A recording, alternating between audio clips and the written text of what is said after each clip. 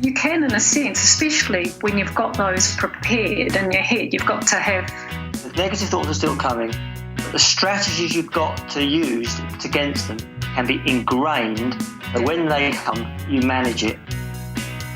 This is Running for Real, the podcast for runners who know that for every runner's high, there are just as many lows. All those just missed PRs, easy runs that feel hard, injury blues, and more. Each week, we'll talk to running, health, and wellness experts about their highs, lows, and best advice to build our confidence. Running for Real is about being honest, being brave, and most of all, not feeling alone. And now here's our host, who loves a cheesy quote, Tina Muir. Hello, my friends. Welcome to this bonus episode of the Running for Real podcast. Were you expecting to see me on a Monday? Probably not. Or maybe you were if you were a member of the Running for Real Superstars and you knew it was coming. But if you are surprised, I should say, then I'm going to tell you why that is in just a second. But if you are getting this automatically, I want to thank you because that means you are subscribed to the Running for Real podcast. If you are not subscribed, this is a great time to sign up because these bonus episodes will be coming out once a month from now on and they won't catch you off guard. If you are subscribed, they will come to you automatically. Even if you don't want to listen to a particular episode, it's easy to delete. But if they go right to you, not only are they right there if you need them, but that also helps me because the more subscribers I have, the better. All right, so why do you have this episode today? Well, this is a bonus episode as we have reached over 500 a month from your support on Patreon for me. Because of your generosity, I promised you that if we reached 500, you'd get a bonus episode every month. So here's the first installment for you. Thank you so much to everyone who is supporting me on Patreon. For those who don't know, Patreon is a secure website, don't worry, where you can pay a small amount every month. You can even do custom amounts if you really want to give me $3.65 or whatever it may be. But it will just allow you to show your appreciation for all that I do through the podcast, this podcast Running for Real, the Tina for Real podcast, which is my daily podcast, the Running for Real Superstars community, my blog, my emails I send out, and my social media. It just helps me to keep on doing this. And so if you are interested in learning more about Patreon, you can go to patreon.com/running for real. That's patreon.com/running for real. Or there's plenty of links on my website. So last week we heard from Dean Karnazes, the one and only, and how good of a conversation was that? I actually re-listened to that one. I don't usually re-listen to the episodes because it feels a bit, self-righteous. But this one, I was like, did I really build it up in my head as that good of a conversation, or was it that good of a conversation? And I wanted to re-listen, and I did. And Dean was just amazing the way he shared things with us. He was so real with us, and absolutely loved that episode. So if you did miss that one, be sure to go back and check that one out. Now, as this is a bonus episode, I wanted to make it about a topic I know we can never get enough of, the psychology of running. It's funny how we spend so much of our time training our bodies and pushing our bodies, I should say. But training the mind is actually much more difficult than we think. And you can't just fit it into your day. Or am I the only one that actually struggles to get the mental side of things into my day? Even a 3-minute meditation with Headspace, I cannot find the time to get in. I know it's not that I can't find the time, I'm just too lazy to find the time. But anyway, I digress. But it's also knowing what to do and how much to do. It can feel like our minds are trying to sabotage us a lot of the time. And especially when we really want something, we can really struggle mentally. Now, I found this sports psychology couple to bring on the podcast to ask more of the questions that we've always wanted to know. And today I have Helen and Andy Lane to give us some strategies about how to address negative thoughts when they come in during races. We're going to talk about eating disorders and how we are so linked to our emotions when it comes to eating. And as much as we wish it wasn't the case, we often emotionally eat, and we're going to discuss that. Andrew Lane is a professor of sports psychology at the University of Wolverhampton and has a real interest in emotion, which we talk about today, and I always am fascinated in learning about emotion. And Dr. Helen Lane has a PhD in sport and exercise psychology, and she's authored several articles, included a commonly used measure of mood called the Brunel Mood Scale, and she's also done a version of the eating attitude test. So we're going to learn more about that today. Let's go and meet Helen and Andy, and we will be right to the episode. Helen, Andy, thank you so much for joining me today on the Running For Real podcast. I am really excited to dive in and talk about this, especially as you are a couple. This is pretty cool to be able to talk about. So thanks for being here today. Pleasure. Absolute pleasure. Yeah, this is going to be fun. Okay, so I have to start with that because, you know, what comes to mind to me when I think about you both being, you know, involved in the psychology world is firstly, I would love to hear the story of how you both met, because I bet that has to be an interesting one. Yeah, okay. We met on a ski trip at university in 1990. Yeah. Now, I was not the best of skiers. And I lost my sun cream on one of my 783 falls on the first day, believing that I could get away with it. I didn't apply any more, and I had a very, very sunburnt face. So in the bar, our lecturer, who ended up being my PhD supervisor in the end, Peter Terry, said, this is Andy to Helen. He used to be a boxer.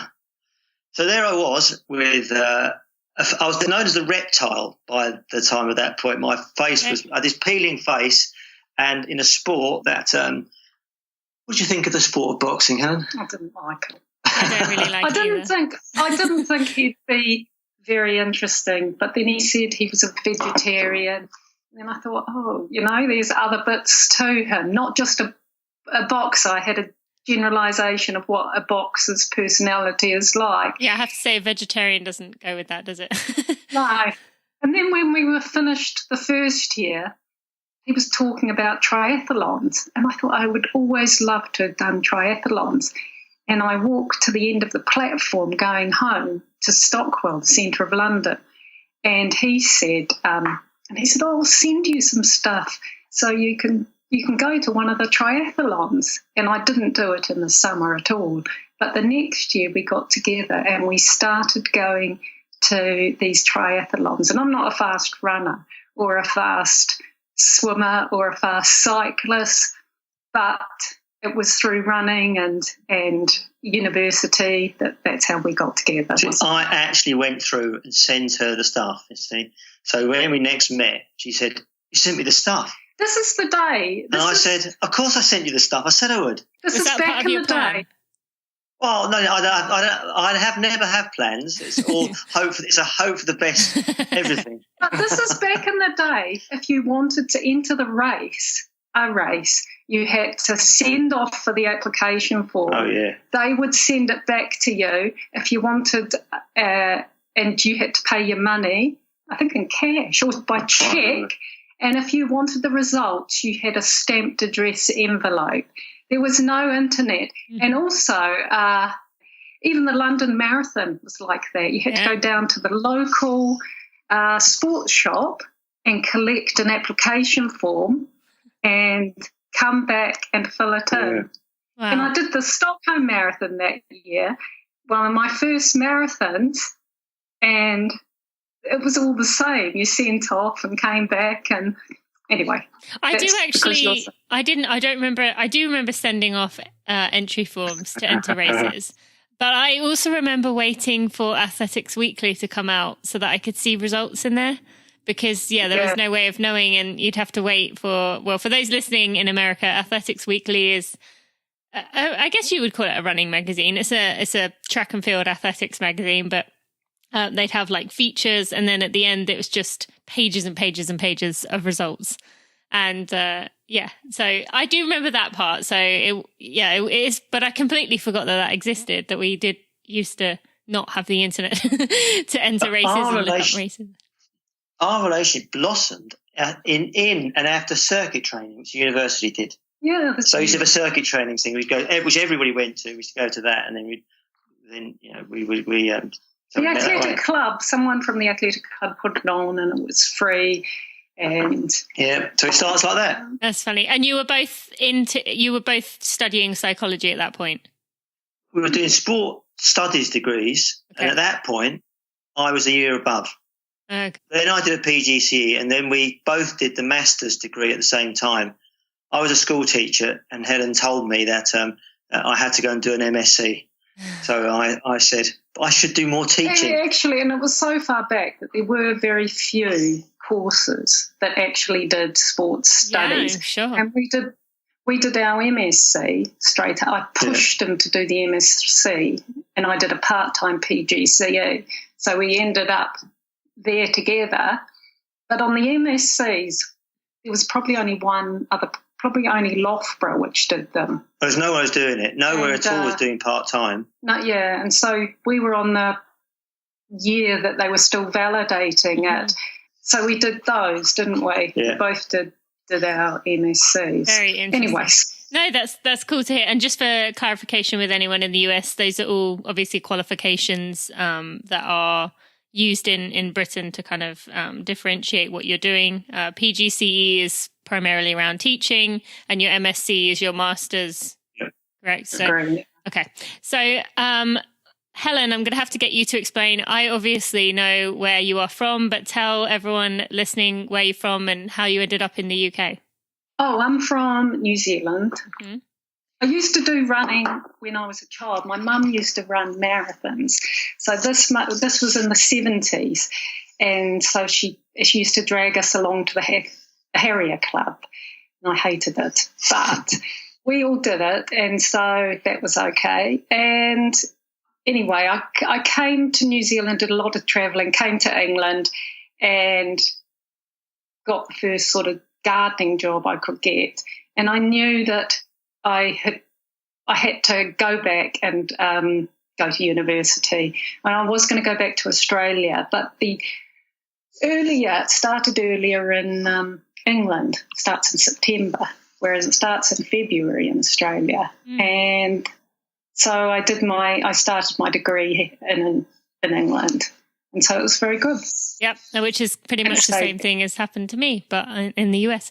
Okay, and then just one more thing about the two of you. Do you ever find yourself kind of analyzing each other? Like, let's say you make a decision. That's the one thing I've always wondered with, psychology, or even just, couples who are runners, but particularly you two.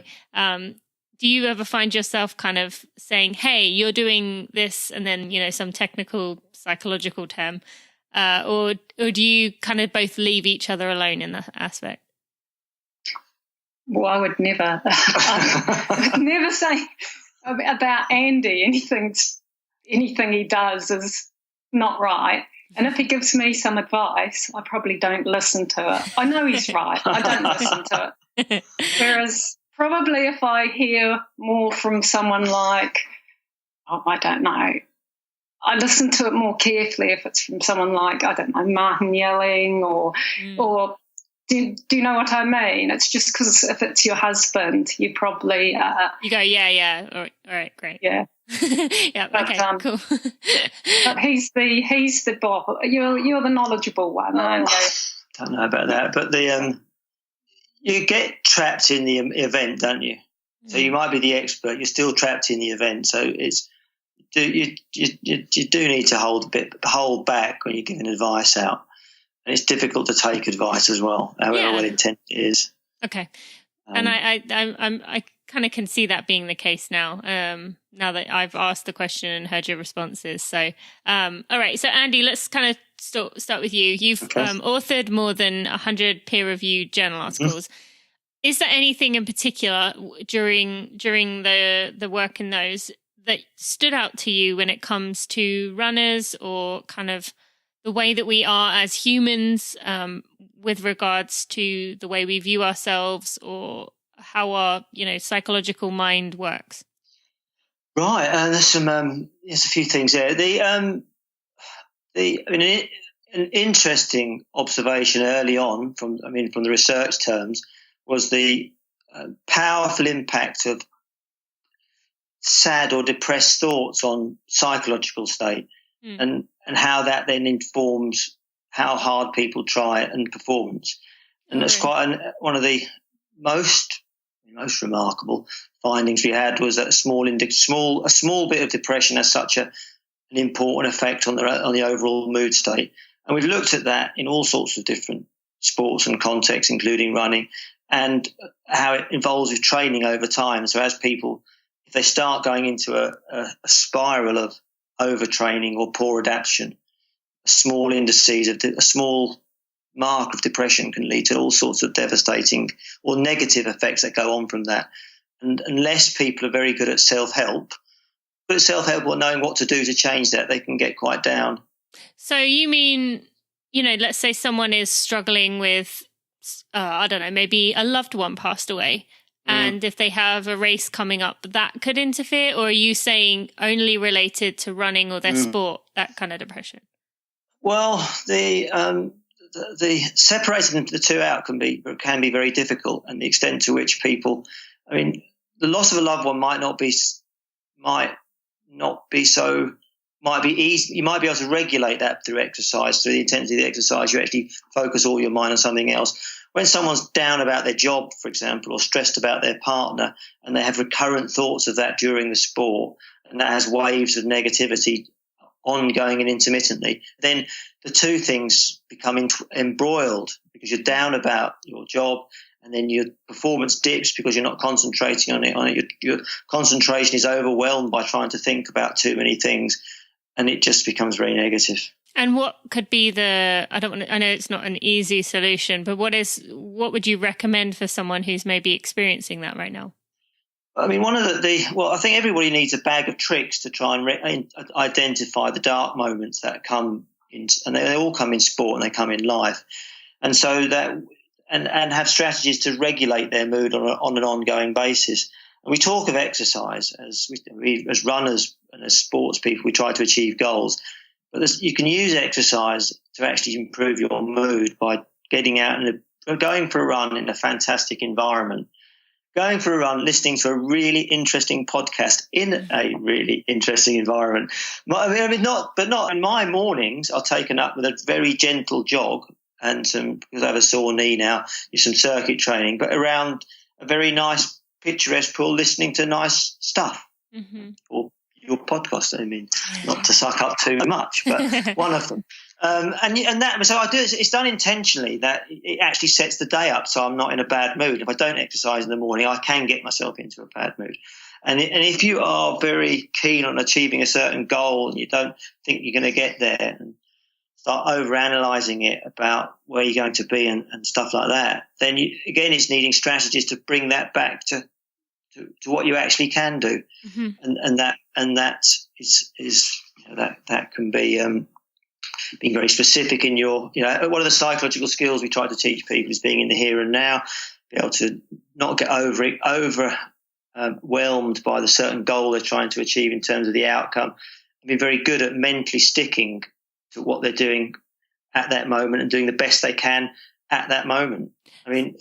Chrissy Wellington's interview and all her interviews emphasize that point so much, that she doesn't talk about this, how long it's going to be to get to the end, but the best you can be is the best you can be at that moment. You focus in on that moment and you do, and that takes care of it. So let's unpack that a little bit, and Helen, I'd love to hear your thoughts afterwards as well on this, but a lot of us end up in the kind of state where we are running for a fear of failure. Like you just mentioned, you have a big goal, you have something that you really want, but then somewhere along the line, it gets kind of lost what the goal is. And suddenly you just don't want to fail anymore. You don't want to miss it. I don't want to let people down. I don't want people to think I'm slow. I don't want, and all this kind of, negativity that comes around. So kind of explain to us, for someone who might think, well, what's wrong with kind of not wanting to fail? Maybe that motivates me. What is wrong with kind of thinking that way? Oh, nothing. Okay. Nothing at all. That's your emotions their evolutionary function is to tell you what's important.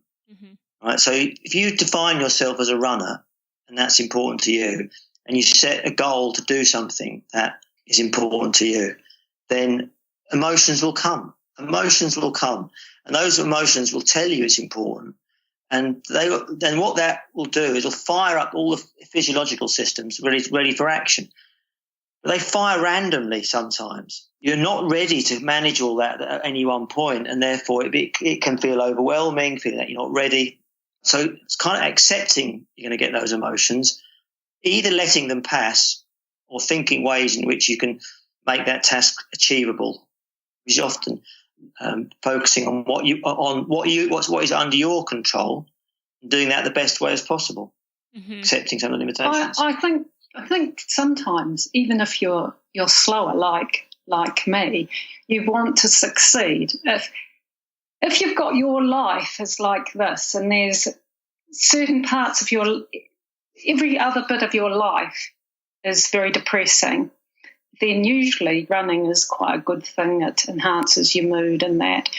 And so if you're injured or you're not doing very well, that's your last thing lying in bed at night that you're not very good at. That's what I always find, that if anything, I can still run and be better at that. And so when you're injured, that's quite hard. And feeling a failure, and even on my level, if you were to go and say the London Marathon, you've told all those people that you're going to do it, and you've told, and people ask, what time are you going to do? Even if you're slow and say, I want to do it in under 4.5, or I want to do it in under 4 or 3.5. You know in your head that's put you under pressure. And I mean, why did you? We're competitive. Human beings are competitive. So we've competed with ourselves by saying that, and so I don't know. We can easily think we're failures, can't we? You can. I mean, the difficult bit is with the goals, time-based goals, is the variance it is by weather conditions and course conditions. If you're running around a track and you run around the same track, you could have a pretty good idea what the variance like in the weather.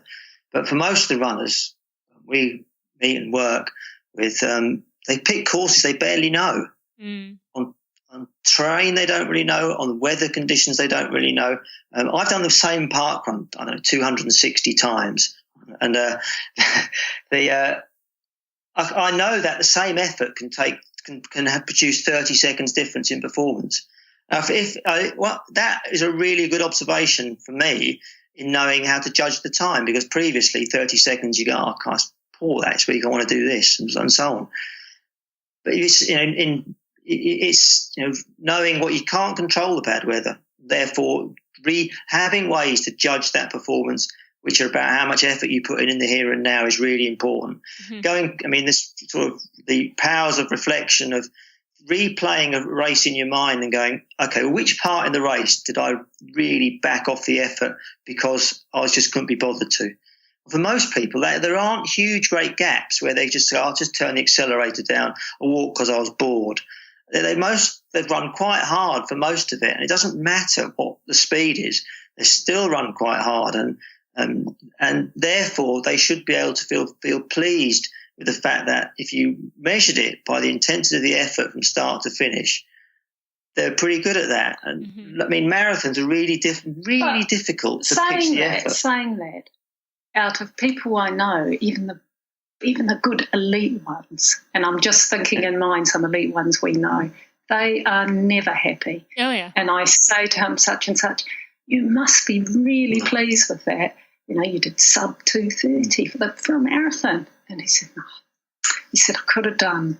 I said, that's a PB, And he said, I feel I could have gone better, and that last bit, I could have gone better or something. So, yeah, I think the best are the hardest on themselves, and I don't think they ever are pleased enough with themselves, ever. Do you think it is even just the elite? Because, I feel like plenty of people listening, and Helen, you interestingly put yourself, you said a few times that you're slow, which I would have thought you as a psychologist would have been like, we don't use those terms. Like, I'm always telling people that, that doesn't matter. But either way, like, I know people, who run 5-hour marathons, who run 2.5-hour marathons, everything in between. And they all have that saying, well, I could have done better, or I had something that goes wrong. Do you think it is kind of across the board? Oh, yes, of course. Absolutely.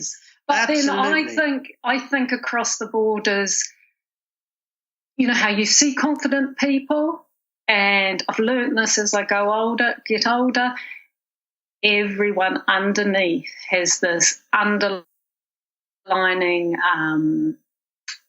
self-esteem. Yeah. They're not confident in all situations. Yeah. Yes, that they have this front, and you don't know it, do you? Look, no, the people are fragile. They're fragile. And I think most people try pretty hard in most efforts. So parkrun's really good because it's supposed to be not a race, but it is. Yeah. And the even when you go slow for you or even when you go at the back, you still get a sense of real great competition, a real great sense of competition, and how hard people will try to over those last parts. And they really do push themselves. And that is, in some ways, they push themselves much harder because they actually don't know what the effects will be of keeping to push because it's earlier in the training process. Park runs are these free 5K runs. Yeah. You've heard of them? I've done a few of them, but we have had Paul Sinton Hewitt on, so most people listening should know. And if you haven't, then listen to Chrissy Wellington's episode or Paul Sinton Hewitt. So, yeah. But I think that's good that you explained about parkrun because you're right that should be the ultimate kind of just go out there and enjoy it. But even that people can't take very easily. And before we go on, I want to kind of dive deeper into this. But Helen, I would love to kind of, before we get any further in, talk about, you've done you've got your PhD and you mostly focus on attitudes towards eating among exercises, which is very interesting because I know this is a topic that is so touchy, very relevant to all runners. So tell us firstly, like, what is your work involved when it comes to, like you said, eating among exercises? What do you do there with that? Well, to take my PhD, what it was developing a tool to measure eating disorders and then applying that tool to people to develop strategies to improve their eating habits. And what I found was generally everyone, even though you fill in questionnaires, you like to show yourself in a favourable light, generally everybody has a little bit of emotional problems with their eating. Yeah. They eat when they're stressed, they eat when they're bored, they eat not when they're hungry. They overeat in social settings, all of that. So people think you've got an eating disorder when, you might be a specific psychiatric case. But it's generally not that. It's, from what I saw and from what I found in my research, is we all have this awareness of food now. It's almost the preoccupation with food, if you like. Mm-hmm. We almost now wake up in the morning and think about food to the moment we go to bed, and assessing or thinking about what we eat and trying not to eat as we eat things. If we eat processed cakes and all that, we're feeling guilty at the same time of liking the food we eat. Mm-hmm. And I think, personally, it's with people who have had eating disorders, they never get over, and that will be with them for life. But the knowledge of knowing that everyone has it, almost. Everyone, from what I think. What about you, Andy? As an ex-boxer, are you aware of your eating all the time?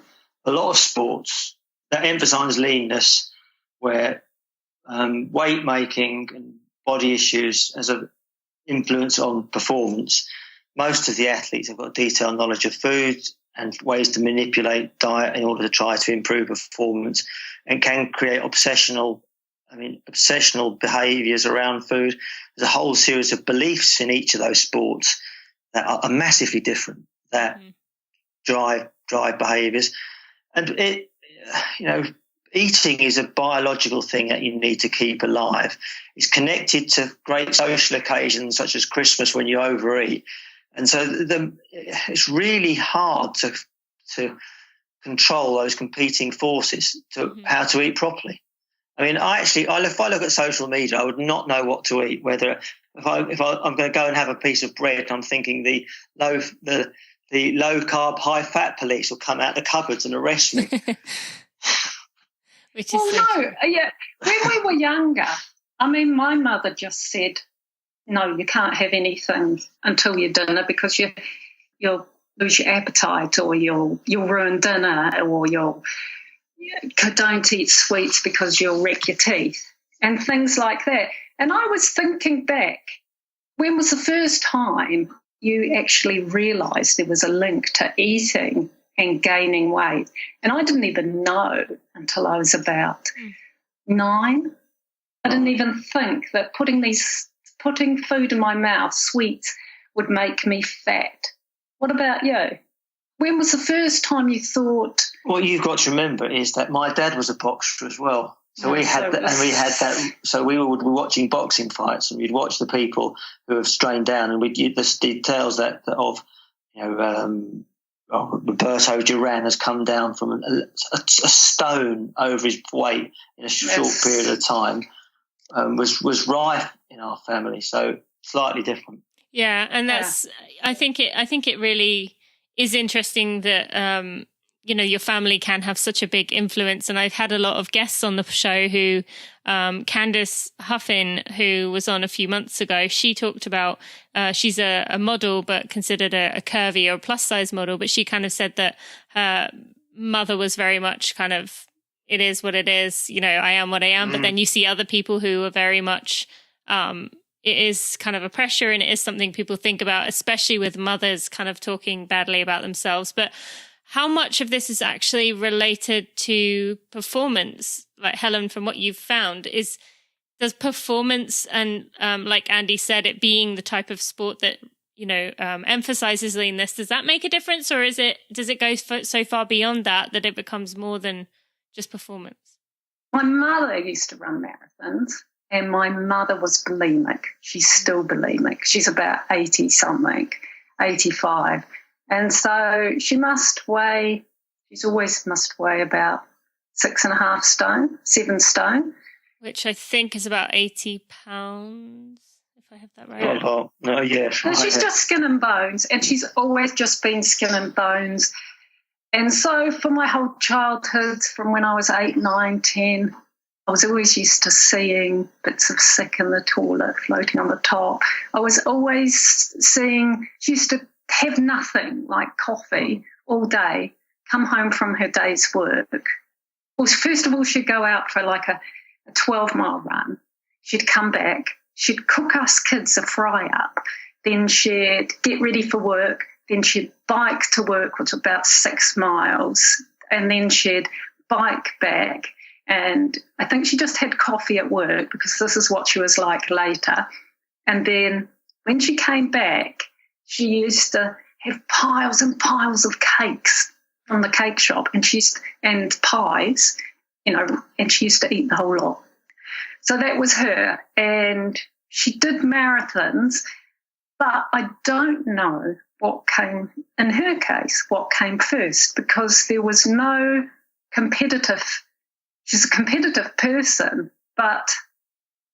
and she did exercise, and none of us was concerned about weight. Mm-hmm. She was never overweight. Mm.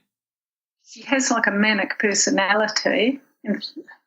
Yeah, another I think you're saying is that people can have strange or different eating habits, and have, if they have a resilience to that and an approach to managing it, then their performance won't dip. Mm-hmm. And so if it's consistent, habitual, and you get used to it, you can cope with it. Yeah. Which is, there's some boxers who've become like that Ricky Hatton would be 3 stone over his fighting weight, 12 weeks to the fight, and then on the fight he's looking fit. He's the reality is that people have trained for 12 weeks without eating much. You can't have eaten much food to shift it that much energy, and so people get resilient in their mindset, get used to exercising hungry, get used to exercising hard, hungry, and tired, and learn to adapt to that. Now, I mean, the science around that is, would they have gone better if they'd have eaten more? Most likely, but there isn't much evidence that because studies haven't been conducted.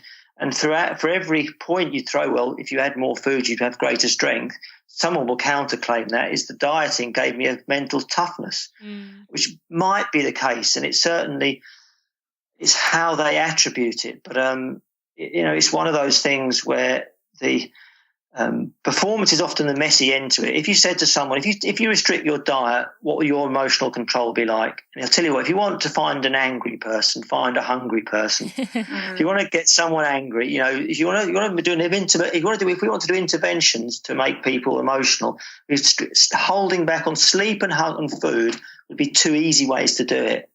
And so if you're in any activity where emotions come in surges, and try making a very delicate decision about pace or about responding to someone or responding to when you're in an angry state. You're not good at it. So there would be one way in which diet wouldn't have very beneficial effects. And so, and there would be a whole series of others in that there'd be strength parts where your movement would reduce in its efficiency. And you might overcome that with greater effort, but in the long term, I don't think that's a good thing. Yeah, and it's such a tricky topic, and I plan on kind of diving into this connection between eating and performance, and just how tangled up our running is for all of us. As you mentioned, Helen, it'd be hard to find someone who didn't have some kind of level of issue with it. But I want to get through some other things with both of you, because I think that there's a lot we can talk about here, but. As you are both runners, you've obviously understood the struggles that we go through, the negative thoughts that come through, these emotions that kind of tell us, not good things. We don't feel good. For someone listening, as you've worked with the elite level and all the way through the recreational side, can we ever truly stop these negative thoughts coming through our minds? I just want you to kind of explain it, as you have worked with everyone, as you understand this. What can we do with these negative thoughts that come into our mind as we get tired? And straight answer, can you stop them? No. Yeah. No. That's what I wanted you to say. In case everyone thinks it's just them. Yeah. The way to stop them is take it very, very lightly. You can stop it doing that way.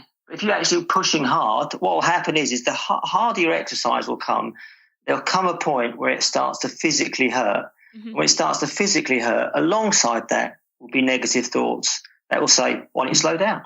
Why don't you slow down? Mm. It will be that physiology will translate itself in a dialogue that says, slow down, and it'll start presenting, you don't really want to do this. It might start presenting, you might get an injury. And all those things will start. We'll send in thoughts. I think it's a really good strategy to do sessions which get yourself to that intensity that bring on those negative thoughts. But then you pull in the thoughts of, like in my case, Andy said I can do it. He said don't think so negatively. He said he has said to me, you've done it before, and everything like that. So those are my thoughts inside that I will pull on, and then I will remember what race that I did them before and things like that. Yeah. And so you can, in a sense, especially when you've got those prepared in your head, you've got to have... They're still coming. The negative thoughts are still coming, but the strategies you've got to use against them can be ingrained, so when they come, you manage it. But it'll come. So the one of them you've just said is performance reminder. So when it comes, can I keep this going? Do I need to slow down, or can I keep this going? And the answer to that can be yes. Mm. And it's the condition your body, condition your mind sometimes is quite a good way of doing that. Is treadmill running. It's a bit boring, but whereas running on the road, your running determines the pace. If you crank the treadmill up to 15k an hour and have to stay on it for a certain number for as long as you like, can you? The next question is, well, could you go 1 second longer? 1 second longer. If you give it a bit more, can you go 1 second longer? And you go, and the answer will be always yes. Except the one thing is, I was just thinking about that. It's got to matter to you, doesn't it? It's got to matter to you, yeah. There's got to be a challenge in front of you. It's got to be something you really want to do, not something that I just say, can't be bothered. So will you share some strategies with us? You just mentioned the treadmill there, Andy, that running on the treadmill can kind of force you to face some of those thoughts. But what else can someone listening do? I mean, Helen mentioned that she'll hear your voice in her head, and I have said many times that I hear my husband's voice in my head. But what can someone listening do? Maybe their significant other isn't anything to do with running, or what other strategies can we use to override those thoughts when they come in? Okay, let's take them. First one would be to you could rethink what fatigue means as a starting point. So fatigue is an indicator that you're working hard. It's not to be feared. It's accepted that it's going to be working hard. And we're working with a marathon runner and going into an important race.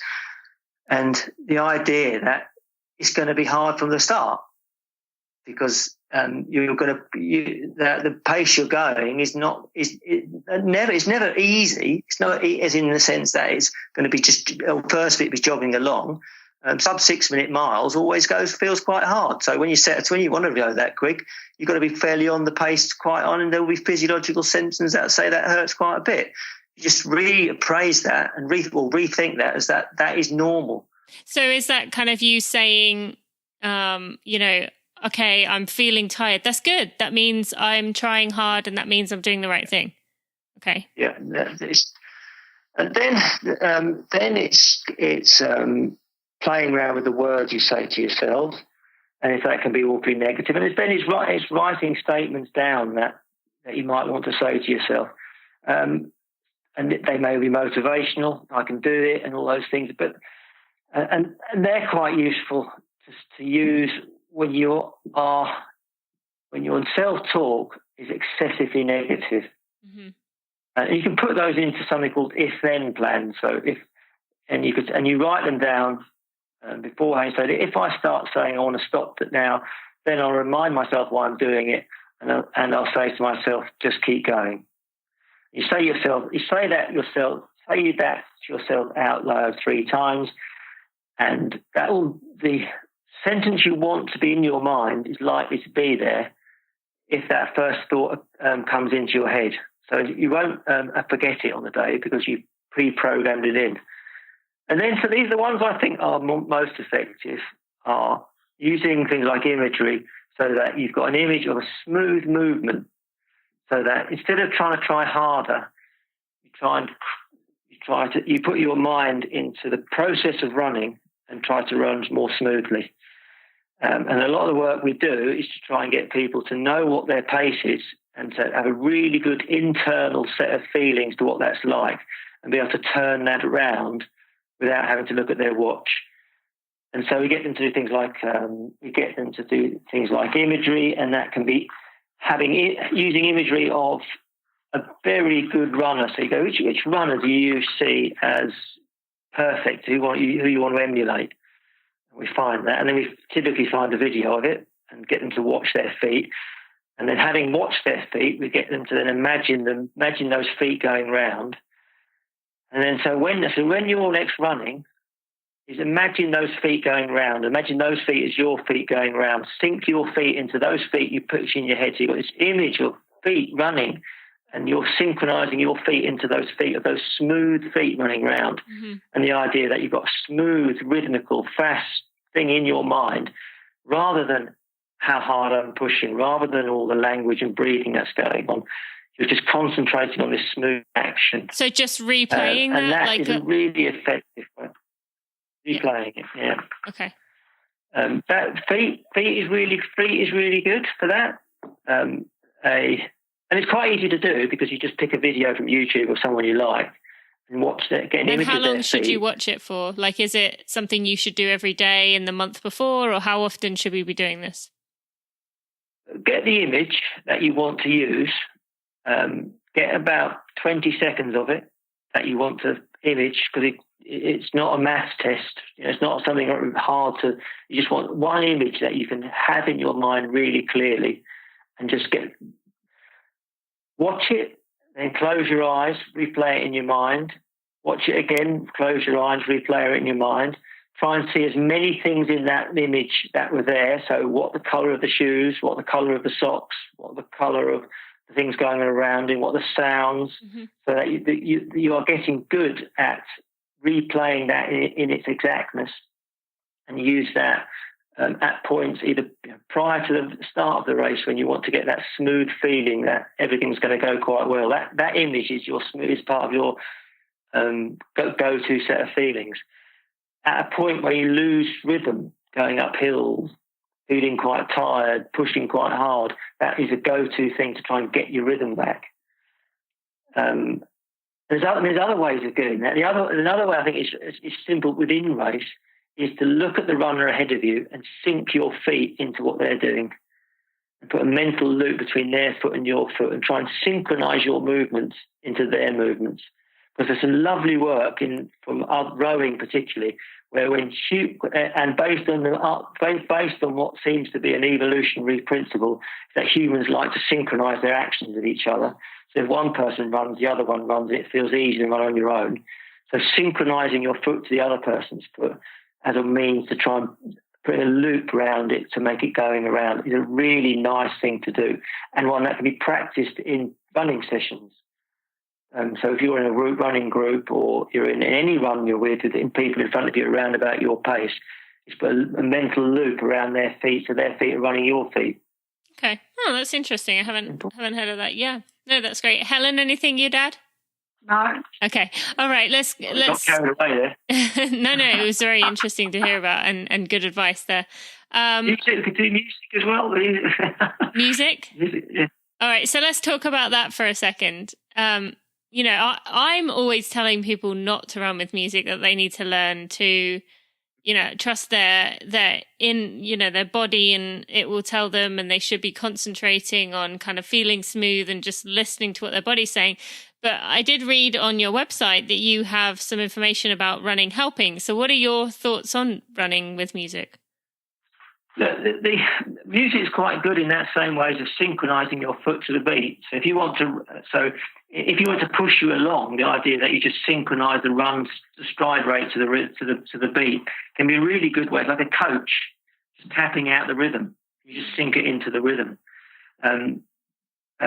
If you can get at the start of races when runners are a bit nervous, the tendency is to over egg it, and when they've not got headphones on, to sing the song as they start as a way to not go out too quickly is a really good way of holding back the pace. So sing it in your head? Sing it in your head, yeah. Okay. And a song... Sounds a bit odd. No. Any song you like, really. I mean, songs are so personal. What you want is the right rhythm. So what you want is a right rhythm. You practiced it, run it before. If it was me, I would be listening to some sort of horrible punk band from the late 70s, early 80s, of which no one else would like. So if I say that, it will just immediately alienate the whole audience. I listen to either Harry Potter books sometimes. If you go out on a long slot. What's that? Racing. While you're racing? Oh, not racing, nothing like that. But you know how you have to do an 18-miler? You've either got to do... So I put things like Shrek songs and things like that from movies that I really liked, because it lets me drift into thinking about them. But all I have to do is get the 18-miler done, and not at a particular speed. That doesn't mean I'm listening to the music the whole time, because when you get tired, you don't listen to it. Or Harry Potter, I really love Harry Potter. And so at least it gets me out the door and at least I can go along. But after a while, I'm not listening at all. That's for long, slow runs. Yeah, long, slow, or just to get you out the door in the morning. Never for a park run, never for any races. Not much at all. Okay. Don't advise people to run, not in races, not music. You've got to learn to tune to your body. Absolutely, I agree with that completely. Okay. But it's a tool you can use occasionally. Okay, in training. Okay, all right. And then let's talk about after the race. We hear a lot about post-race blues, and people kind of feeling like, let's go through two scenarios. You have a good race, you felt good, you felt strong, you ran a big PB, PR, and you want to get back to it because you're excited and you feel good. But I've always felt that emotionally you kind of almost need a reset to kind of because you put so much intensity into your training and your goal. So tell us about a good race, people want to get back to it quickly, or a bad race where they want to get back to it because they want to kind of prove themselves and they want to get back to showing that they haven't lost it, in quotes. So tell us about, after a race and the different emotional states that we can be going through there. One of the best ways to regulate your negative emotions from a bad race is to go and do another one. So for all of previously with, say, marathons, the idea that you can, the mindset is going back 10 years, that you can only do so many a year. So if you did one, you have to have a long rest. And it's not quite the same now, and so people would do them. And therefore, if you have a bad race because of bad weather, or you didn't quite get it right, so it's quite a good strategy to say, I'll do another one in 15 weeks' time. Because what that does, it gives you enough time to have a bit of a rest. And then the act of forward planning is actually quite good for your mood, because you've got something to aim at. And so forward planning as a strategy for mood change is good. Whether that's to book another race, another good strategy for forward planning is called booking a holiday, by the way. Something to look forward to. Look forward to boost your mood. And where your self-esteem is tied in to race performance, then it's a good idea to actually then to enter something again. Rest a little bit at the start, give yourself enough time, and then the act of planning, reflecting on what you did previously is usually quite helpful. And quite often people start from a good physical base, because unless they're injured, to be able to go through that. And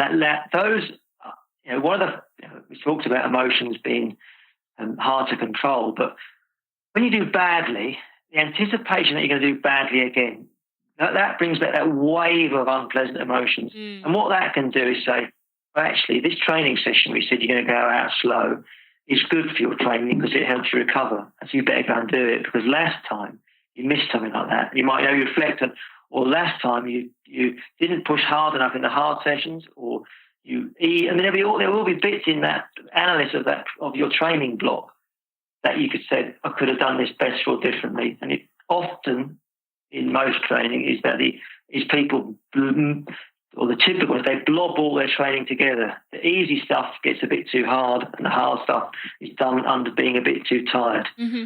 And so emotions can come in and help people make much better decisions. So what about someone who is listening and they're saying, I had a bad race recently and you said wait 15 weeks, but I can't afford to wait 15 weeks. I want to try and race again in 3 weeks, 4 weeks. Is that a good idea emotionally? I mean on a marathon, actually. I don't think it's a bad idea. I think that it depends on how long. I meant that really in reference to marathon running. Yeah, and that's kind of what I'm talking about. 15 weeks. You need a physical recovery. For most people, they can overcome that in a few days. Then they build back into it again. I don't see how quick there aren't any set rules to how fast you repair emotionally. If you really want to go and run and want to go and race, and then you have the appetite for that, and that will drive you when you want to do it. And I don't think there's not a rule to that. There's not a rule to that. And so, but there would be a rule. There would be.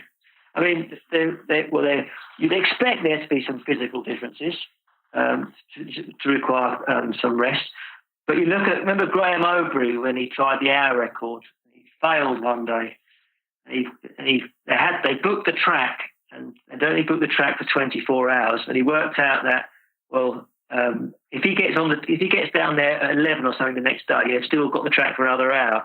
So he tried the hour record on one day and missed it. He was so angry. He said, he spent all night thinking about it. He said, right, I'm doing it tomorrow morning. And he got up and did it, and he went and broke the hour. He broke the hour record, and his mindset was, I have now committed to doing this, and there's nothing going to stop me from doing this. I know it's going to hurt, and so that's part of the deal. But I know it's going to hurt, and I accept all of that, and therefore I'm going to do it.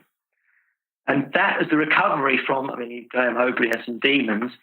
But the sense of recovery, that was arguably, that's a very good strategy for doing it, because he realised what he needed to do, and he was prepared to do what he wasn't prepared to do the day before.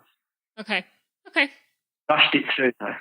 Yeah. Much harder when you do better though, but much harder when you've had a good event, and the idea that you will repeat that every single time is much more difficult, because you kind of it's very difficult to get from the very highs, isn't it?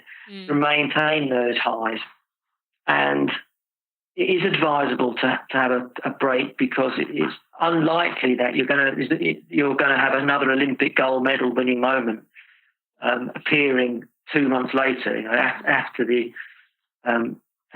great event. And it's at the point where you really do need to dig in. It's much harder to then dig in that deeply again, because your hunger has been satisfied quite a lot by the previous one. So it's having a bit of a rest helps restoke those fires. When I've worked in boxing, where it's very emotionally charged, where the cost of winning and losing over 45 minutes is life-changing, far more than any other event I've ever been in. And the idea that those people are then going back into that competitive environment again is not advisable. But we like to keep them fit. So the strategy after that would be to try and get them on other sports. So when I've worked with boxers, we've then gone mountain biking. And within a few days of that, because people are competitive, if you're racing up a hill, they want to race just as much as anyone else. So you can find the competitive spirits, but it helps to do it in areas where your self-esteem isn't so tightly managed by the outcome. Okay. All right. Well, thank you for explaining that, and that's helpful. Okay, we're just going to take a moment to thank our sponsors, and we'll be back with the Running for Real 4. You obviously love podcasts, right? You wouldn't be here otherwise. And as this is a bonus episode, I wanted to let you know about something else I have related to podcasts. If you love podcasts, you might enjoy my Running for Real podcast series. Now, I have 6 different series. I'm going to tell you a little bit about each in just a second. But what are these? These series are 6 to 7 episodes about a specific topic that you might be interested in. And they have some of the best experts from all over the world who are here to give you specific advice on these topics. Along with that, you get a 15 to 20 page printout guide that you can use, and it has referrals from people, it has suggestions, it has tips from these experts that are not included in the interview. I bugged the heck out of them to make sure they gave me good advice.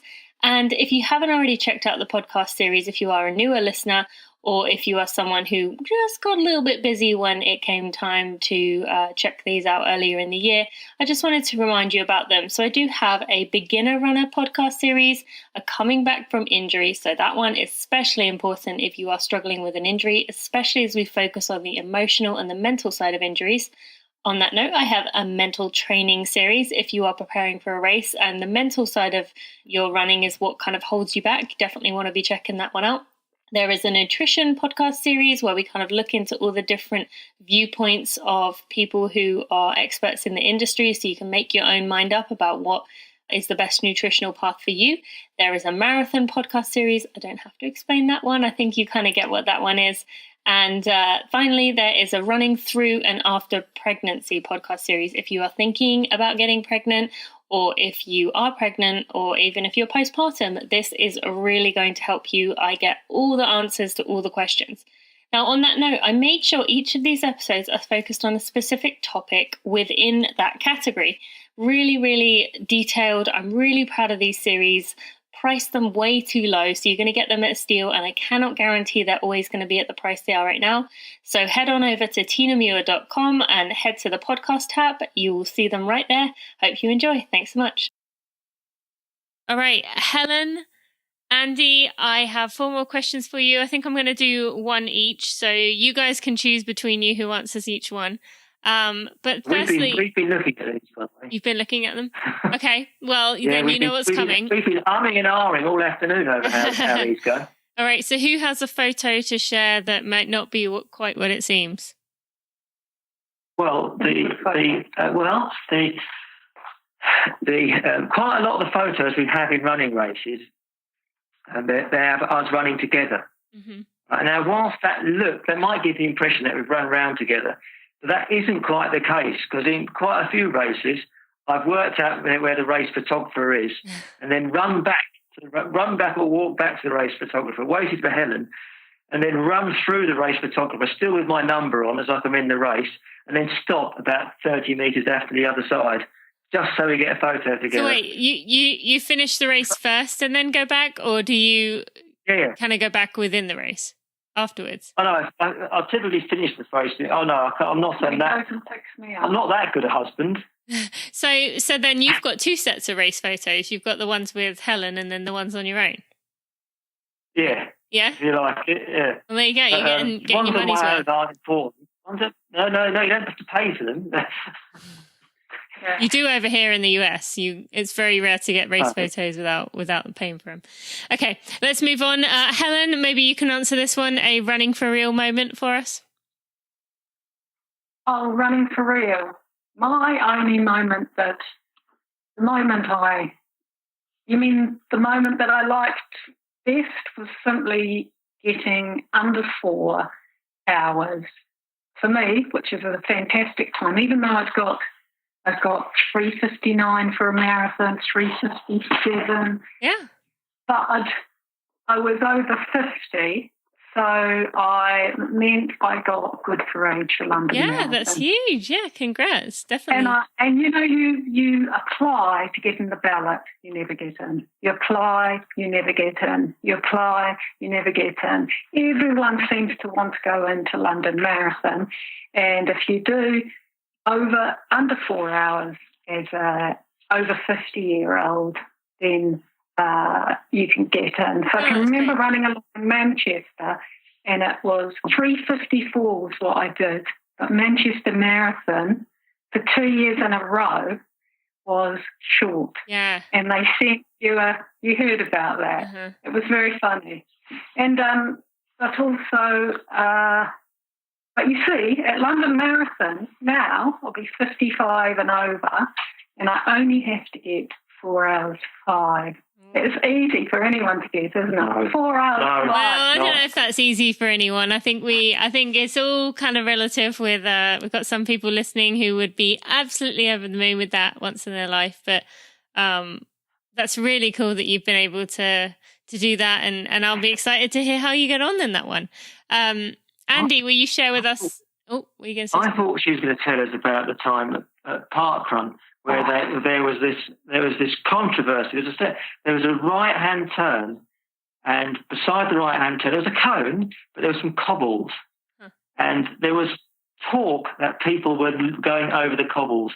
So a secret camera was placed on the corner. They had done hundreds of That's hilarious. A secret camera was placed on the corner, only for it to be shared on social media of who had cut the corner. Cut the corner. And then, of course, this is the time when there was a league table. And then they were saying, well, how many points should we deduct from people? This was when it was small, and also we knew people. Everyone knew everyone. The Cobblesgate affair raged on for a few weeks. Anyway. That's funny. Thank you. That's really cool for sharing. That's definitely a running for real moment. Only runners will get that. And finally, what do you both tell yourselves when you're standing on the start line? I just think hurry up, start, because I'm nervous. And I know as soon as you start, you'll feel better. You're not nervous anymore. Uh-huh. Yeah, so I don't like the 3 minutes.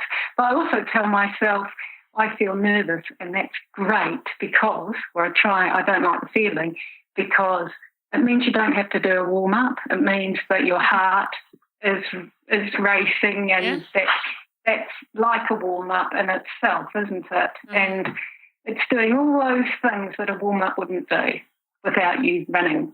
Isn't that right? Yeah, no, that's all good. And what do you tell yourself? I always get to the front. That's the first part. I thought, well, I might as well get to the front. There's no point running any longer.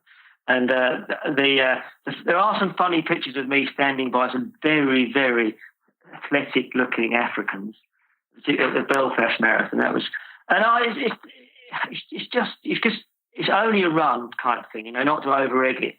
And just set out with what the speed you're going to go at, which is always too hard. What do you tell yourself? What do I tell myself? I say, just enjoy it. That's usually what I say, because it's been a few years since I've raced now, so I had to think about that. But I would say something along the lines of, all you can do is your best, just enjoy it. Yeah. So, yeah. Well, thank you for asking then.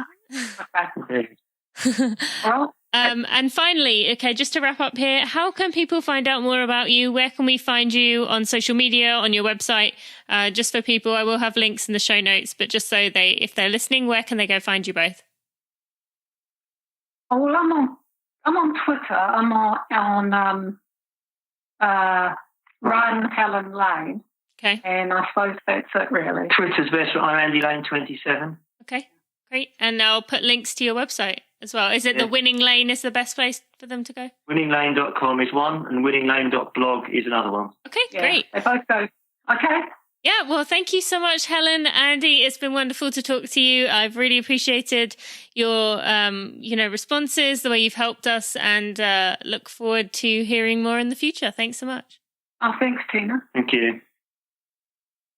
Lots of insight there. And a lot of what they talk about had been things I'd wondered for many years, but I thought maybe I was the only one that thought about that. Obviously not.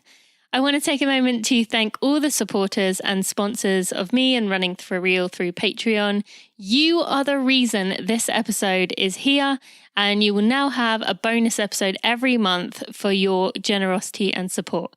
If you appreciate all that I do for Running for Real, you can find links in the show notes along with everything else we talked about, including Helen's eating attitude test and some slideshows from talks Andy has given in the past.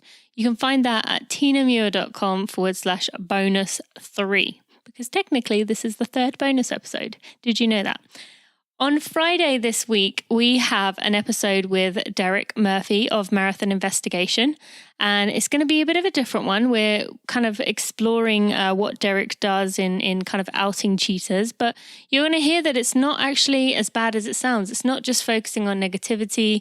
Derek is coming from a good place, and it was really interesting for me to learn more about what he does. So be sure to subscribe if you haven't already, and you can find out more about that on Friday.